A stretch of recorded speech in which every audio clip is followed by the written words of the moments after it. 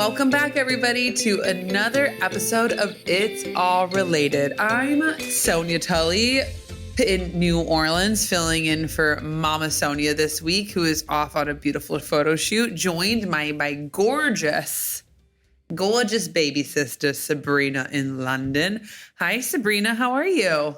Hi, Cease. I'm so happy to be here with you.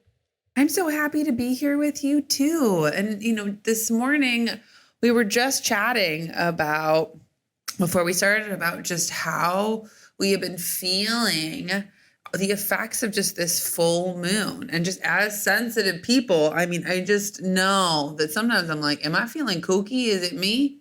What's going on? Am I getting my period? And no, it's the dang moon. It's that dang moon out in the sky. This week I've been struggling with a cold that Sophie, oldest child, brought home from her school, from kindergarten. Thank you for the gift. And it's been the gift of the cold or the gift of the child?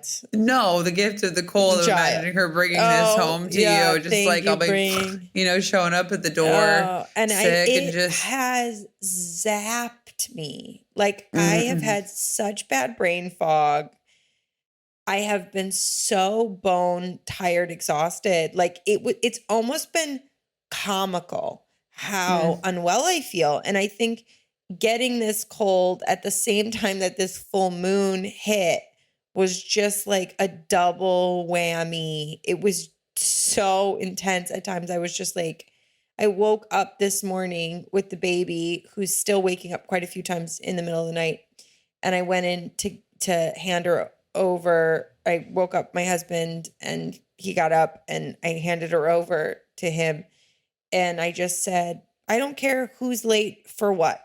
Today, I'm going back to bed and nobody is going to wake me up.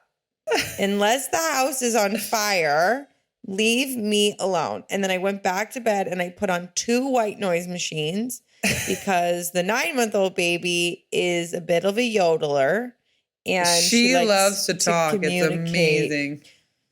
She really likes to communicate. And at 9 months old, it's just a lot of yelling. You might even hear her on the back of this podcast. And we really can't do anything about it. She's just very loud and very expressive and will actively there she is now. There she is. She'll actively complain. And so, yeah, it's been a week. And everybody's been texting me like, oh my God, what a week it's been.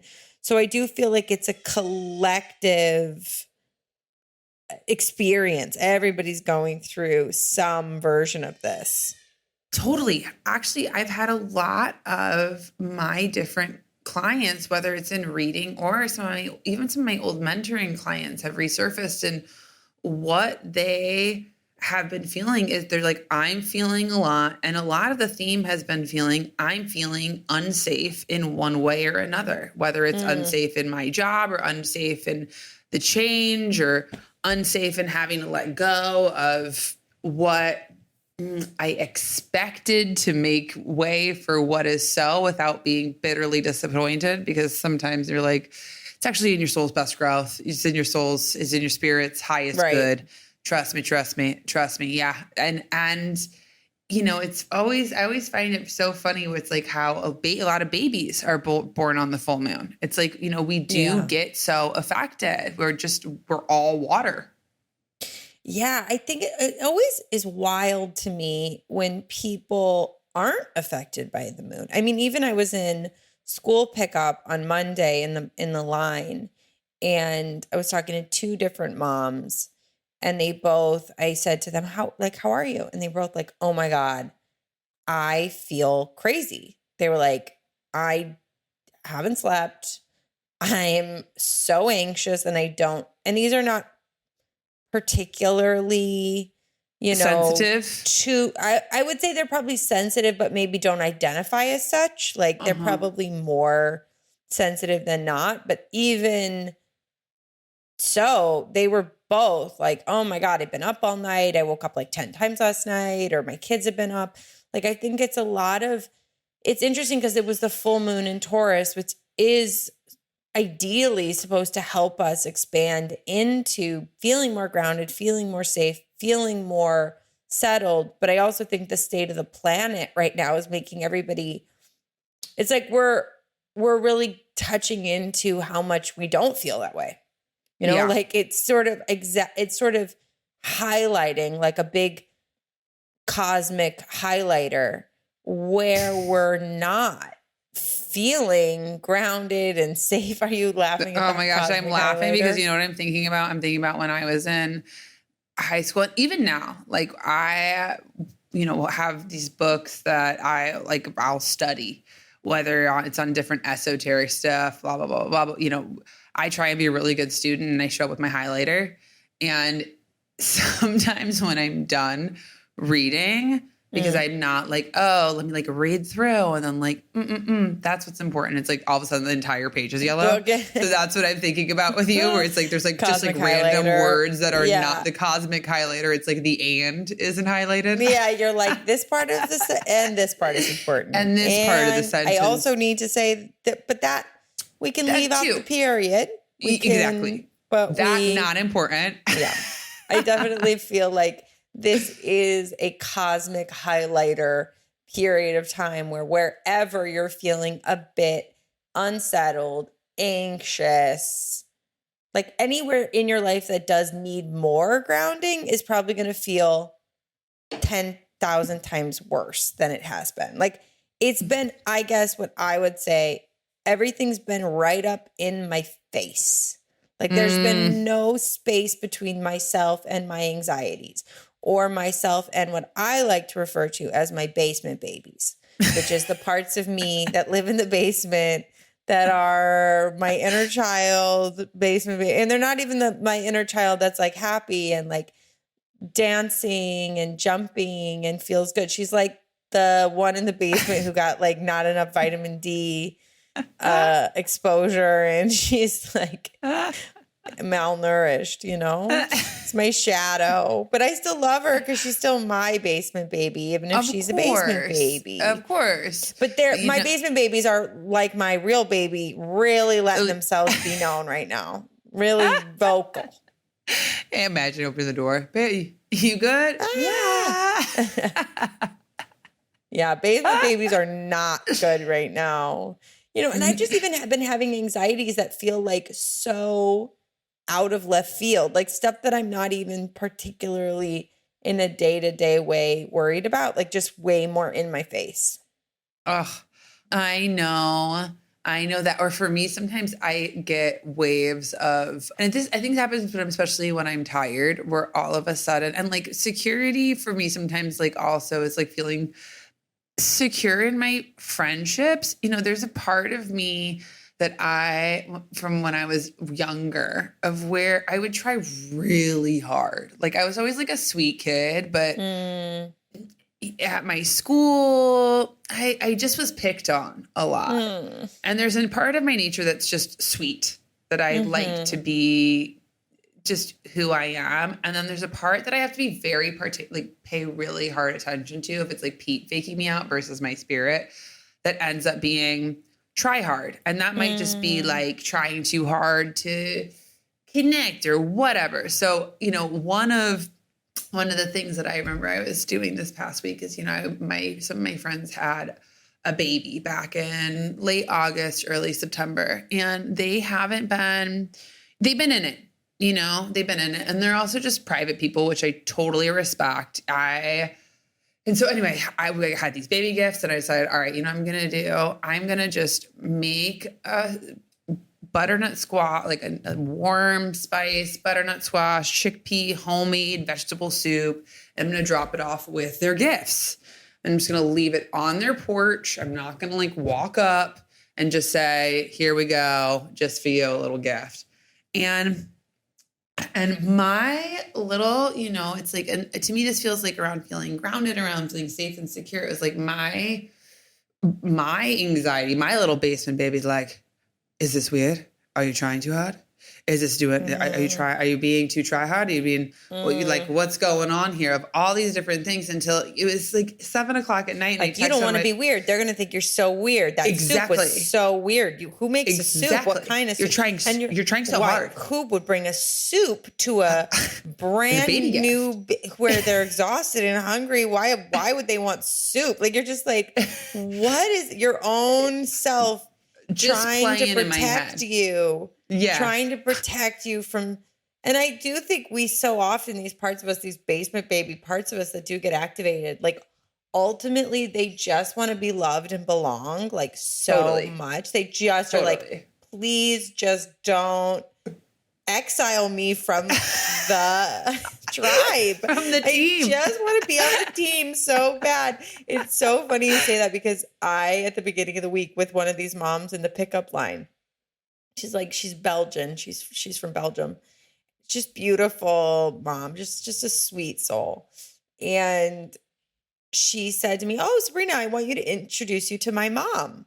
Aww. And I just hugged this woman. I just went in for a big full American, full body hug on this. And then as I pulled away from this woman, I could see just the confusion on her face of this very elegant, old school Belgian woman who I don't think many people have ever hugged this woman. I mean, I think and then I pulled away and realized, dear God, I just full hugged this woman who probably is like, what is happening right now? And then I just said, I'm American. That's what we do. And I just tried to make it. And I was I was up in the night thinking, how could I have done that? That was so inappropriate. Like, what's wrong with me? They're going to think I'm so weird. They probably got in the car and were like, that woman's a freak. Like, I just started, my whole brain just started to spiral about the fact that I hugged this woman's mom that I barely know, the woman, the mom at school, I barely know her. And I full body hugged this very elegant woman. And I'm like, and she just, look, it was fine. It was fine. I know I'm laughing because I'm imagining like the spiritual hug. I'm imagining you going like, no, we have to go heart to heart. And then like at least it was a quick get and get out. It was a quick get and get out. But I just now was laughing because it was like in the middle of the night. It was like, is this going to keep me up at night? Is my brain and my basement baby parts of me going to run away and make it that I am an unsafe weirdo that can't be trusted in the wild with people's 100%. 100%. They're like, Sonia, Sabrina's here, make sure to get the purse and the umbrella, put it in the front. Just to be fair to myself, at American school, there's a lot of hugging going on because everyone's American. It's American school. So I come That's an oasis of America. I had probably hugged 5 people before that hugging of the mom. So then I had to give myself permission to say, you know what? You got your wires crossed in that moment. You misread the room, and that's okay. It'll be fine. Nobody's going to banish you from the group for hugging Spirit's coaching you. He's like, we got a lot of good moves out there. We did our absolute best as a team. It was so embarrassing. But for me, when I'm often in basement babies, so even when I was talking with my friend or like with the hug, sometimes it's like when my little, and especially like exacerbated as a sensitive person by like the moon, because like the moon is connected to our emotions and can make those waters way more tumultuous. So it's harder to get like a clear read. I remember I texted my bestie, Mary, and I was like, is this weird? And we were just laughing about it. She's like, no, you're actually being a very nice person. Like, text both of them. It's fine. Because I'm like, am I being try hard? She's like, no, you're not being try hard. You're just being you. And I had to just check back in with my own vibe to be like, okay, where's this basement baby motivated? Right. Is this basement baby motivated that's trying to like be in, or me just being me and the basement baby's just feeling insecure because we don't want to be try hard? And we just gotta like in keep an that eye moment, on those. We gotta be in touch with the basement babies. I mean, oh, for sure. they really are. So it's interesting because I was talking to another mom who was telling me that she's really doing shadow work. She's doing like her own journey with intuitive eating and learning how to like eat more intuitively and like tone in with her body. And she's working with a coach on that specifically. And the coach recommended she do some shadow work. And we were talking about it, and I was saying, I call it, instead of shadow work, I call it my basement baby. Because for me, shadow is something that is like hard to see and love. But for me, a basement baby, I can actually imagine like embracing and loving that part of me and reassuring that part of me and being like, it's okay, basement baby. Like, I love you. You're going to be okay. I'm sorry you've been in the basement so long. It's not fun to be down here, you know. We're going to re-nickname you BB because basement baby the full name. Yeah, basement baby is a you call him basement baby to her face. Little baby. And but look, basement baby knows it's basement baby, you know? Oh, yeah, it's not for sure. confused about where it's at in the hierarchy. She doesn't want to be upstairs.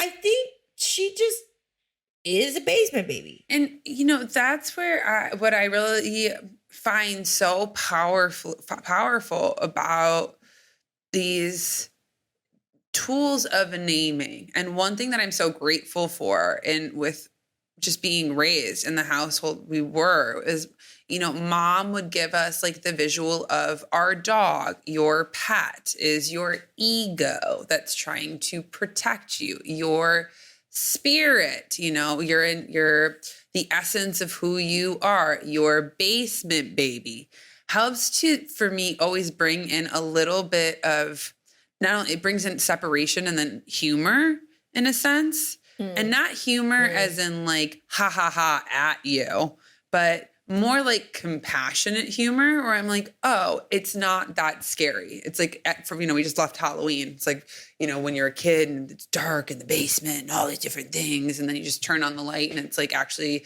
a naked life-size Barbie doll. Yeah. Nothing really to be afraid of. Right. That then makes it a lot more approachable because it's true. I think maybe you have to share where naked life so growing up, I don't know if that's a thing everybody has. Yeah. Okay. So growing up, Sabrina and I were babies of the 90s. And one of the big toys that was hot for Christmas, I don't even know, was a life-size Barbie doll. And she was probably the size of what? 4-year-old? I mean, she was tall. She was pretty big. I mean, she was pretty tall big Barbie. She was like about as tall as us. I mean, and, you know, and so we had our playroom in the basement. And the best part about life size Barbie is you could wear her clothes. That was really why we all wanted her, because you could take off her clothes, you could put her shoes on, you could wear her little outfit. I remember she was still the same dimension, so it was a bit of a tight squeeze to get into them, but we don't need to zip the back. It work. We made it work. Yeah. We got in those Barbie clothes, those little baby shoes, you know? Yeah, and it was a complete transformation. Sabrina and I loved and played a lot of pretend and dressed up a lot as kids. That was like one of our big favorite things. But to that point, our playroom was in the basement, and you would turn the corner on the first floor and you often would look down the stairs into the dark basement. And of course, because we were little, we would leave Barbie basement baby everywhere. And so she would always wind up in these like mangled messes at the bottom of the stairs. Which as a parent, I'm like, oh my God, that's just, we probably would have had a rule. No basement baby in the stairwell. Even now, Sophie has a baby doll that looks like Sophie did and also looks like baby Ara. And if I catch that thing out of the wrong corner of my eye, I'm like, what the hell is the baby doing? And I'm like, oh, that's just the baby doll. Like, I have flashes of that terror. Yeah.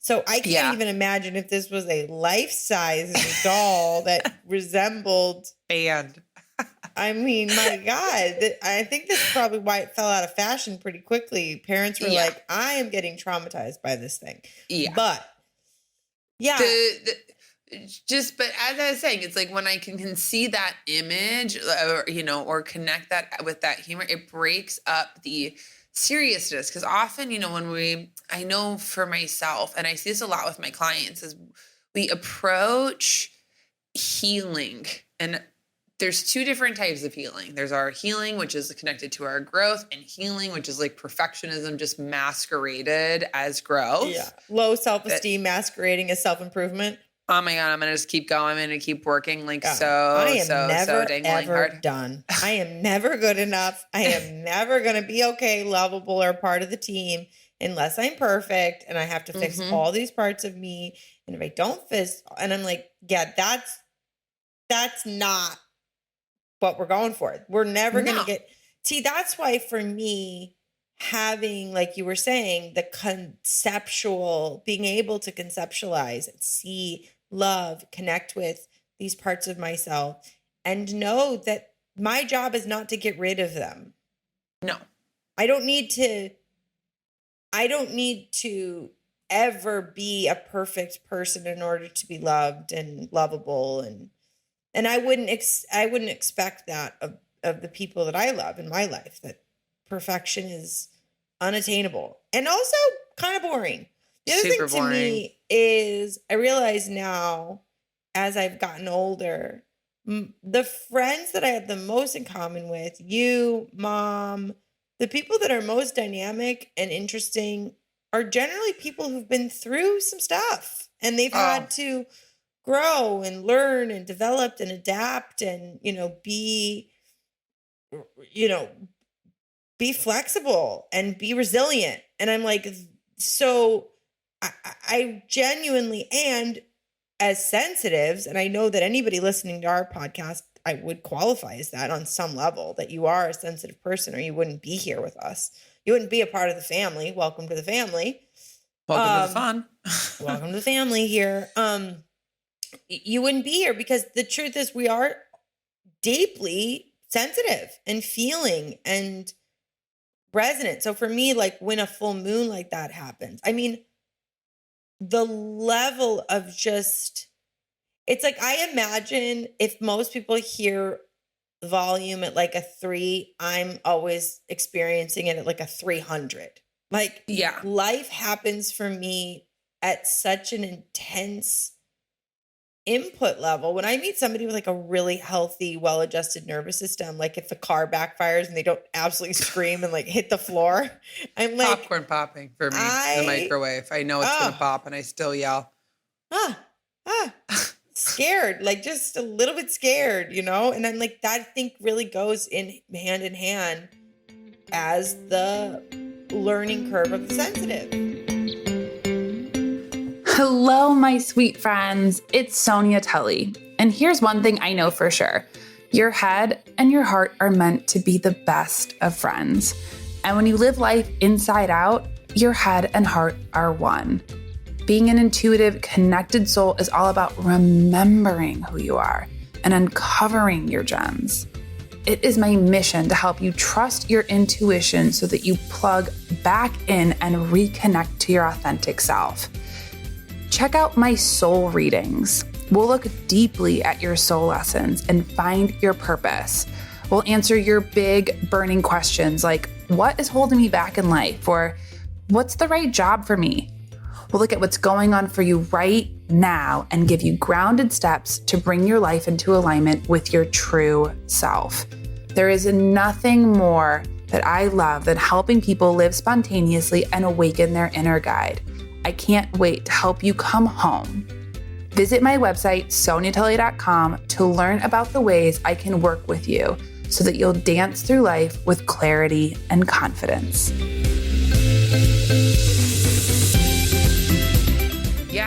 Yeah. And from that too, and I think that's one of the beautiful things of when you also have a relationship with your spirit, with your guides, with your angels, with the universe, then you can always call on them for help, reassurance, and support. So it's like basement baby pops up, or my brain gets really loud, or I need help or just even reassurance. It's like my basement baby or these different parts are like, I'm overwhelmed. It's like, that's my first go-to. I'm like, help, help me, please.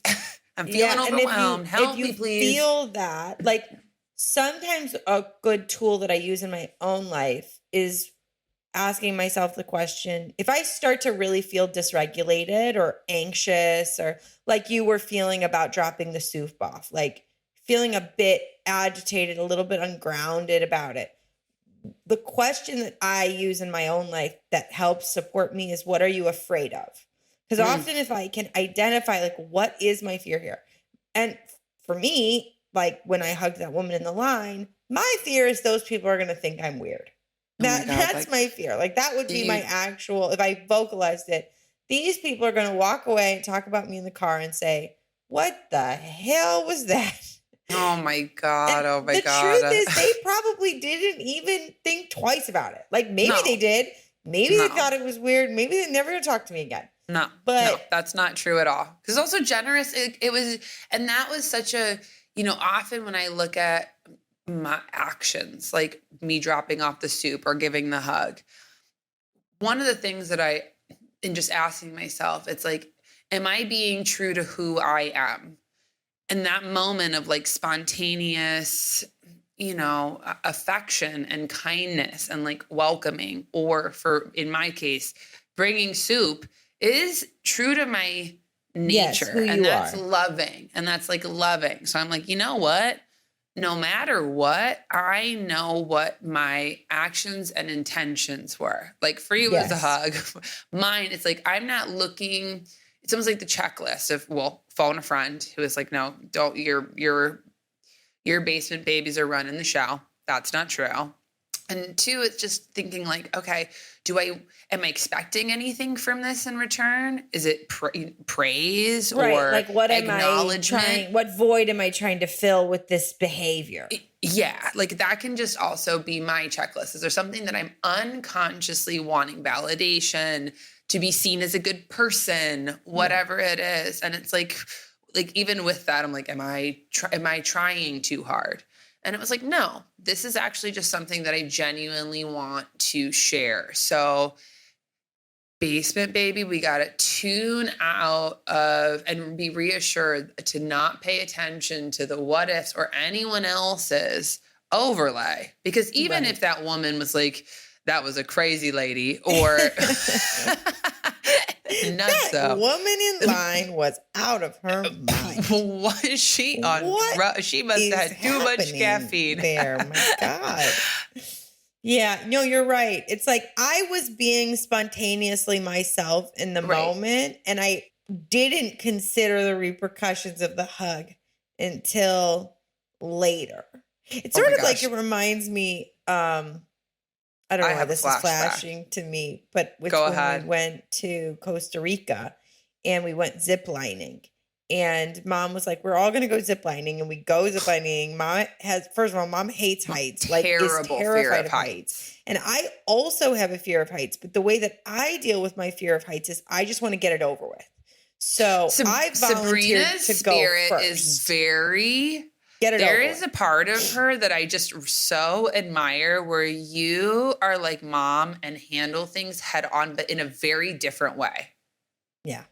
Where you're like, let's get it done. Let's go. You don't get emotional. It's not that you don't get emotional. You get very grounded. I'm not emotional. It's not emotional. It's if anything, it's a bit like, we got to get this over with. I don't know what we need to do, but we need to get it over with. We'll deal with it later. We'll deal with it later.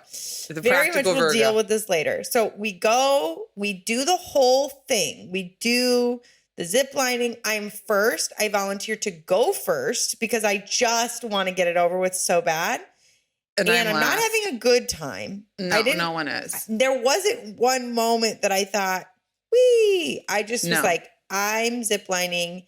And I just need to get to the bottom of this mountain, basically. And they were like, in my mind, we went on like 15 zip lines. I mean, it was just zip line after zip line after zip line through the jungle, through the jungle, through the jungle. And it was just like a lot of zip lining. So finally we make it to the bottom of to the hill or mountain or whatever we were on.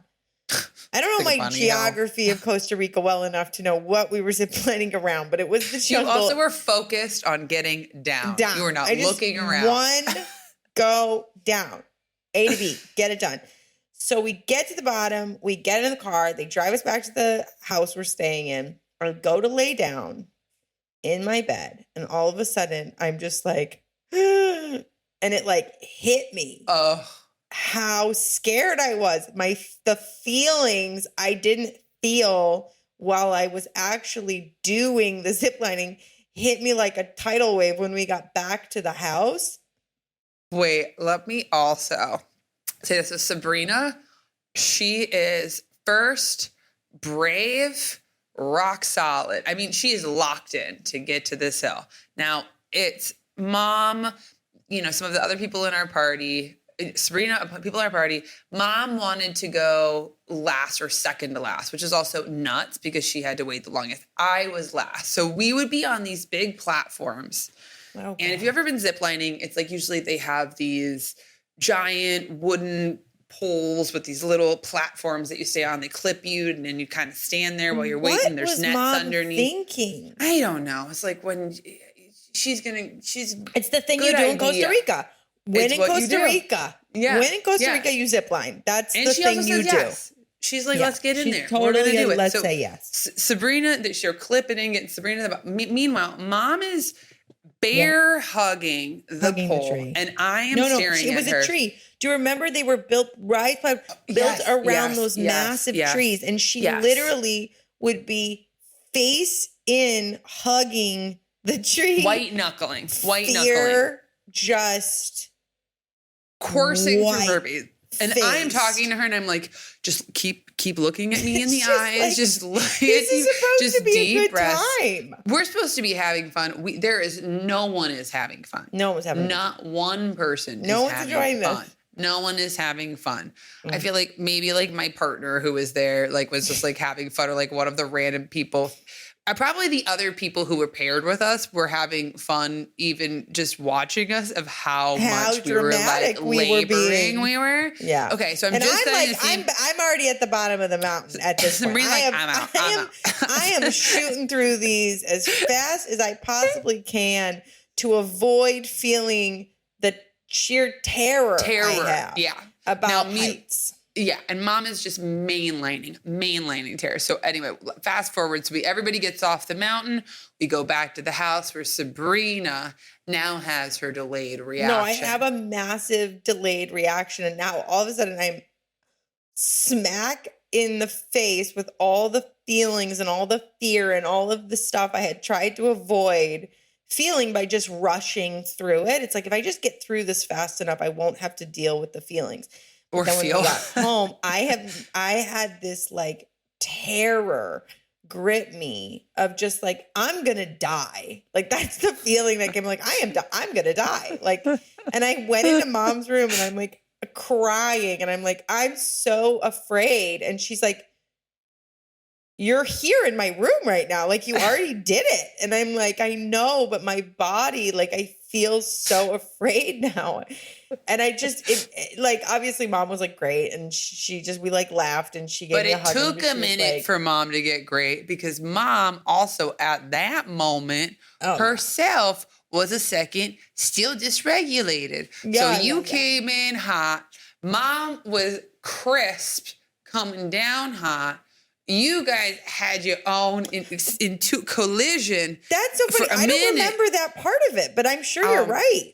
I do. Did we had a meltdown? Both of us? You guys had a meltdown. It was a little. It was a baby meltdown. It was like a baby meltdown. Sense. Because that makes sense now that I don't remember that, but I'm like in my body. That sounds right. That we did both have. She wasn't grounded, so you you came in and she was still like crisp. And I love that in my mind I had repainted it that mom had really handled that perfectly. Like mom totally knew what to do. You needed like a minute because it was almost like her. The other thing that I think is really interesting, about mom and I is we're so intense that sometimes we like have to download our intensity onto each other, and then we come out the other side and we're like, okay, love you, sorry. But if we're both really activated, like because we're both so fiery, that it's like a lightning storm. It's like her lightning is my lightning are going to hit each other. We're going to have like a lightning experience. It's going to be a light show. And then after we both like lightning strike, then we're both like, okay, we're fine now. 100%. And neither of us is particularly damaged by it, which is pretty remarkable. Like I remember when Ahmed and I first started dating, Mom and I got into an argument with raised voices. And he comes from a culture where he never raises his voice at his parents. Like it's a very hierarchical Egyptian traditional household. Like parents yell at kids don't yell ever. Kids don't have opinions. Yeah, like you follow your parents. You just listen and you know, just a different style. If you want to do something else, too bad. That's just not going to happen. You know, It's like, it's very much, that's the way, it's a one-way direction of who yells at who. And so when Ahmed and I started dating and Mom and I got into our first argument around Ahmed, and to be fair, this was not like explosive. We were just raised voices. It was just a little bit louder than the normal, you know, talking conversation. We were heated. He looked like he just could not understand. He couldn't compute. His basement, baby. He was like, this is out of control. And I just remember he would run back and forth between Mom and I. Like he'd rub my back and then he'd run over to Mom and he'd rub Mom's back and he'd run back to me and he'd rub my back and he'd run over to Mom and he'd rub Mom's back. He just was trying to comfort us and reassure us that everything was fine and that probably trying to comfort and reassure himself. And Mom and I are looking at him like nothing is wrong. Like we're just talking. We're just loud. Like don't worry. Like everything is okay. But I just think it's so funny, like how intense, like these shadow parts of us get activated and like how they live out and breathe and move through and resolve and come out the other side. Totally. And like to that point of just, you know, Ahmed having a moment where he was overwhelmed and that, because, you know, it's true. Like Lane, my partner Lane too. Sometimes I remember having our first like family conversation and he's like, or even I remember when Mom was here or when I was even in Paris, we were having an intense, just tit-a-tat. We're not really fighting. We're very much a family that says it to each other. So we don't sit on stuff with each other. No, like if there's something going down, we would rather have an uncomfortable or even noisy conversation, but come through to the other side with each other. Like, I think that is very much our culture of our family is to address, like everybody's basement babies get to come out sometimes and like work through stuff. We're not afraid of that as a family. No. And you know, at this point too, it's like we have good tools. And so the basement baby isn't running the show. Pardon? Mom just lets it rip sometimes. Oh, I mean, last week, 100%. Mom and I got into an argument. I can't even remember what it was about. It was just a pretty simple argument. And she just named like what I was actually upset about, which really did have nothing to do with that's the hardest part about a psychic family fight. So Mom just was like, if that's not what you're mad about, this is what you're mad about. And to be fair, she was right, but I was not in a place to hear it. Like, she kung fu'd me with her psychic powers. And I was like, I was like sitting there and I was like, I can't process this. Like, I am so mad right now, but I also, you're right. And so I'm not going to say you're wrong because I'm not going to gaslight you, but I'm also like, not really sure I had even arrived at the place of being aware that I was upset about that yet. So that is kind of the only thing. And she just is like, what? I didn't do anything. Just so obvious to everybody in the room. And Mom. Happens with both you and Mom. And it's just very funny because there'll be a part of either basic or even my little ego pat piece that's like, no, it's not. No, it's not. And then I have to do like a walkabout and like take a minute and then like, you know, reflect. And I'm like, actually, 100%. That is that was it. Nailed it. Was the thing. Nailed it. Nailed it. Yeah, Mom nailed me between the eyes last week. And I just was sitting there and I was like, it like stunned me. Like I just was like, ah. And then I just stopped and I was like, okay, I'm going to need a minute by myself. I'm going to need to go sit on my own and just be quiet by myself. And then I will come back. I'm going to circle the car around. And then I pulled the car back into the airport for the second round of pickup. You know, at the airport where they make you have to keep driving, security. That you weren't allowed to stop. I was like, I'm going to do a lap around the airport. I'm going to do one more lap around the airport. I'll be back. Yeah. So then I went, I had some time alone to process. And then I came back and I was like, yes, you are right. That is what I was upset about. I wasn't even clear that that was what I was actually upset about, but you're correct. And we moved on. But yeah, I do think it's just so important ultimately for us as a family that we do work through it together. Yeah. And just your first point of just talking about Ahmed when he was brand fresh, new, and same to this point of, in that place of just like rubbing your back and rubbing mom's back and, whether it was Lane or we're upset, it's when like Lane's upset. Knowing and like within that place, it's like checking your own energy because it's like you guys that y'all were okay. His own place of feeling comfortable or safe amongst intense conversation was just a mirror of where he was like growing to have like a window of tolerance of first, you guys have your own relationship, you'll figure it out. And two, like, it's okay. It's okay. Yes. It will, because healthy conflict breeds intimacy. We need it to know where our boundaries are. And so just even with this full moon, it's like if we associate being quote unquote safe with everything just being calm or peaceful, that's not true. Right. Because you can just have like calm and peaceful, but what really that is like emotionally constipated and shut down and distant. Totally. And no one actually feels calm safe or peaceful. Like right. Actually, for me, truly, a person who doesn't tell me what they actually think about something is really hard for me to be around. When someone's like, no, it's fine. What you want, whatever you want, you decide, you do it. You do. Well, it's also exhausting. Some point, it's exhausting because then you have to make all the decisions too. Oh, I'm like, and I would rather you come in and say, I want this, and I fight with you and say, over my dead body, are we going to have sushi for dinner? You know what I mean? Like, I would rather know where you stand, though. It's really hard for me with deeply conflict averse people because it actually makes me feel unsafe. Like it really does activate me to the point I'm like, I don't trust you. I don't trust what's going on in you. Totally. You got a secret agenda in there. You got a secret world you're not telling me about. And I don't trust you. Because you feel it. Like you as intuitive people, like they you want feel sushi. it. I feel they wanted sushi. You feel it. And then you got to trust their word because it's like, look, but you got to look. They say it's fine. Okay, it's fine. But we all know what the sneaky cousin of it's fine is. And the one that's just as quiet is resentment. Yes. It's resentment. It's like, I'm so good on the different things.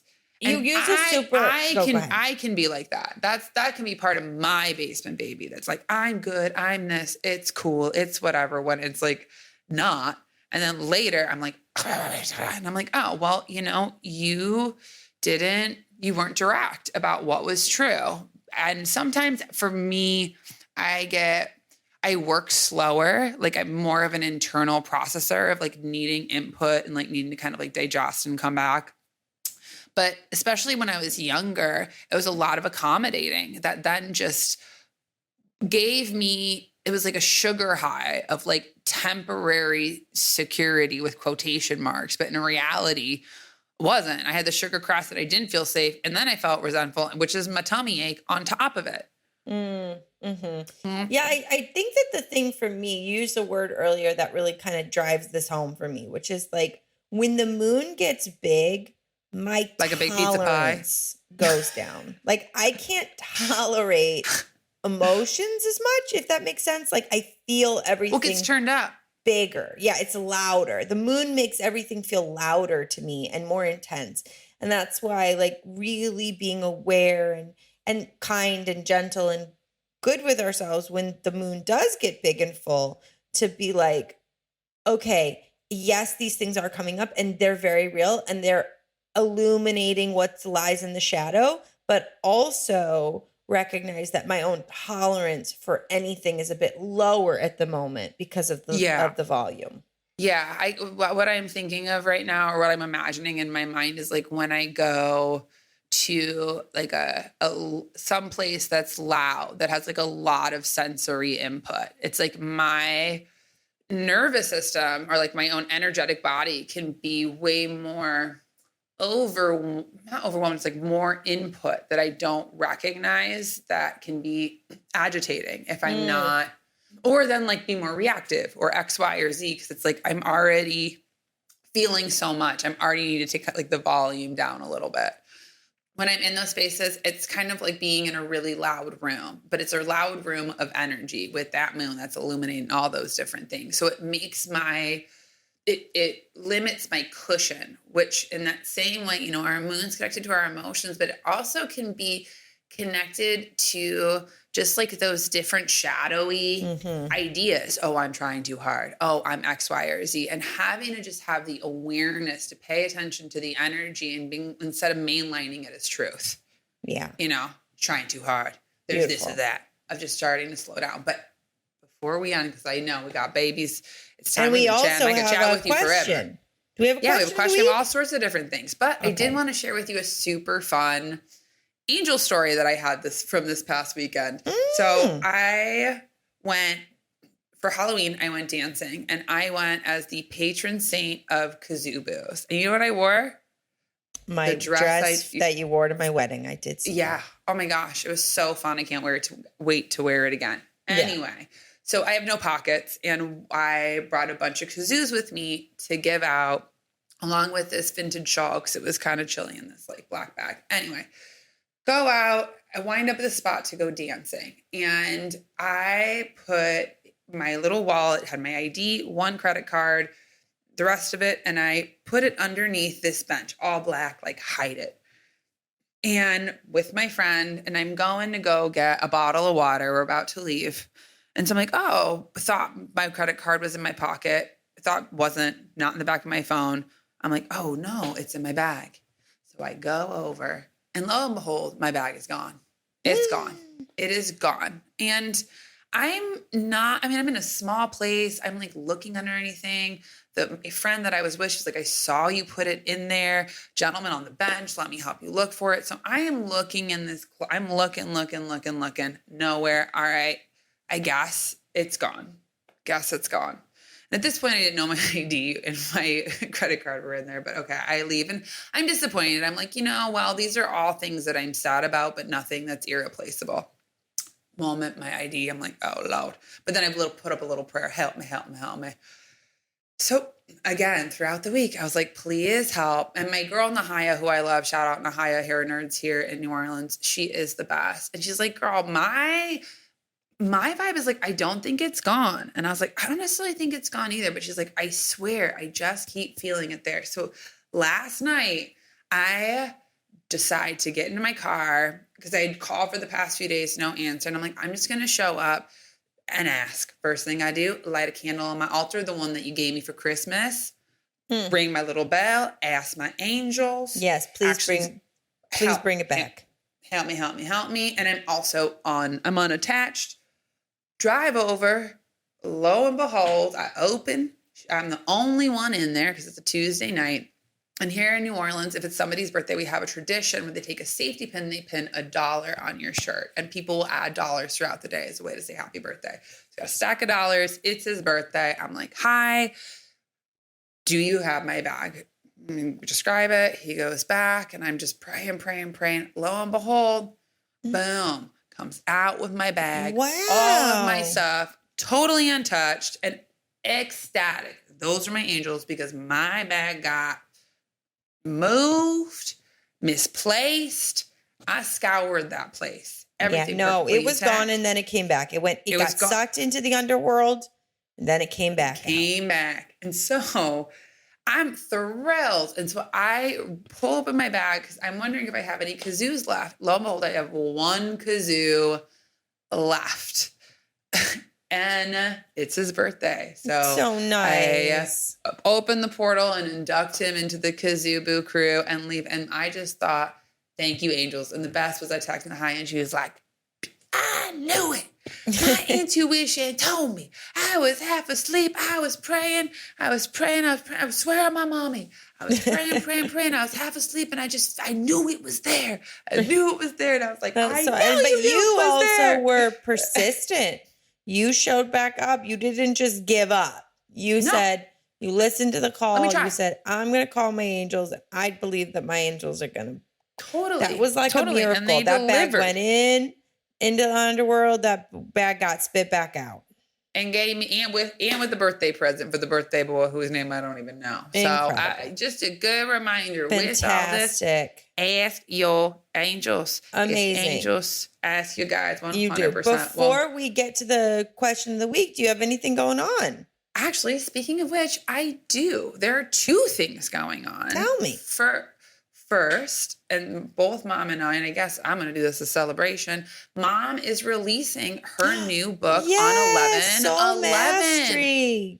Soul Mastery. Soul Mastery. This is channeled by her ascended. These are the 3 cans of whoop ass. These are her big fully channeled book. Completely start to finish, fully channeled book. She went into actually, I remember when she was channeling it, she was like, I'm going into the recording studio tomorrow. And I was like, oh, what are you recording? She goes, a book. And I said, a book? And she said, yeah, I got the call from my guides that I need to fully channel a book. And I will be in the studio for the next 3 days channeling. And lo and behold, she did channel a book. That just flew right out of her. And it's a fabulous book. And you can buy it now anywhere books are sold. Yeah. And to celebrate, Tuesday, 11/11, my mom is publishing her brand new book, Soul Mastery, 22 Lessons to Reinvent Your Life. And she is doing an Instagram live at 8 p.m. UK. I'm not exactly sure. I believe that's 2 p.m. Central, noon. But not only in this Instagram live will you get to directly connect with her mastery of guides, but be able to ask your questions and get your answers from the guides. So definitely sign up, click the link in the bio, get on Instagram. We can't wait to see you there. And I'm so excited. We cannot wait. So speaking of things on 11/11, because all good things, angels and guides come in, I'm teaching a workshop on Tuesday, 11/11 at 6:30 p.m. Also on connecting and communicating with your spirit guides, not only in learning to connect their distinct language, all of it, but also of how we can use our most undervalued spiritual resource of play as a way to connect, get out of our heads, and open a beautiful, direct conversation with our spirit guides. I am so excited. It's the first time I've taught it. It's $20. It's from 6:30 to 8 Central. You can sign up in the show notes. I would absolutely love to see you there. And as always, I have 1 or 2 spots opening for mentoring. And this is a perfect time at the end of the year as you start to clarify your goals and really start to move into 2026 aligned. So I would love to see you in the workshop, come join me mentoring, book a discovery call to see if we're a good fit. And last, as always, a reading. If you want to book a soul reading with me as well, you can do that in the show notes. So come. We have all sorts of different things. And now it's our time for our question of the week. If you want to write us, you can write us at It's All Related Podcast Questions. We absolutely love to hear from you. Or if you're in Circle, drop a question there. This week, we have a question from our listener, Julie. Julie asks, I keep getting mixed messages from spirit. How do I ask for clearer confirmation? It's a great question. Julie, I really appreciate your question. I would say the truth is our guides and our angels are talking to us all the time, like all the time. And so it's just about you turning your attention towards your guides and angels that you can raise your own awareness of the communicating they're already having with you. So I would say instead of asking for more confirmation from them, since they're always sending you confirmation, you can train your own consciousness to be tuned into them by looking and validating when you see it. So like maybe you walk down the street and you're feeling like you're asking your guides, like, oh, I'm needing a bit of reassurance about this. I'm not really sure if I should do A or B. And you walk down the street and you get like a flash of insight out of nowhere, something you hadn't thought about before. That is your guides and angels communicating with you. Even if it wasn't external, sometimes our guides and angels talk just through kind of flashes and insights. Maybe you'll hear a song that you're like, oh, that song sparks something in me or inspires something, or you'll see a symbol that you haven't seen that seems kind of out of place. So I would say that the biggest thing you can do is just be open and interested about how they already are communicating with you all the time. And then as you validate it more, the communication that's coming, more will come and you'll notice more and you'll see more synchronicities. I love that. I love that. Exactly what Sabrina is saying. I feel, often, especially if we're starting to get used to having our communications with spirit be normal, because our guides, angels talk to us in such subtle little itty bitty ways that our intellect constantly wants to have more. So, what I'm really picking up on is wanting to be sure. So as Sabrina was saying, a really great tool that we can use to start to train our intellect to be in service to our spirit, to start to trust, is write it down. Write down all your hits, all your nudges, all the little different things, all the synchronicities that will start to train not only to pay attention, but to trust. So you'll also really become aware of the vibration, because if it's not spirit, it's not resonant in your body as true. Mm-hmm.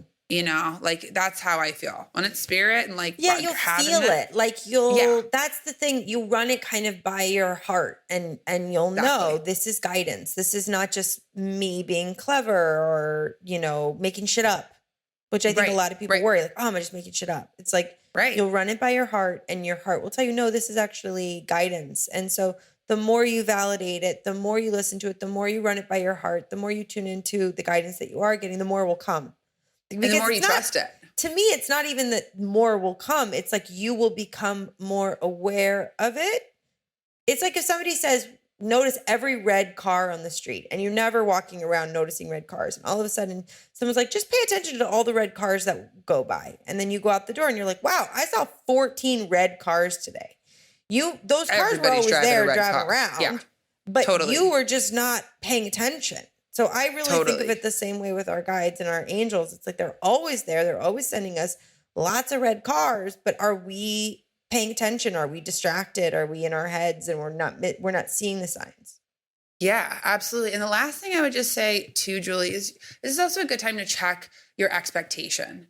Because a lot of times what I'll find, this happens in readings, this happens in mentoring, sometimes even I have people joke about it even with tarot cards, is like, are you so attached to what you want to hear or what you're expecting of the outcome or whatever, that you are tossing anything that doesn't align, that often even leaves you in like that same whirlpool of overthinking.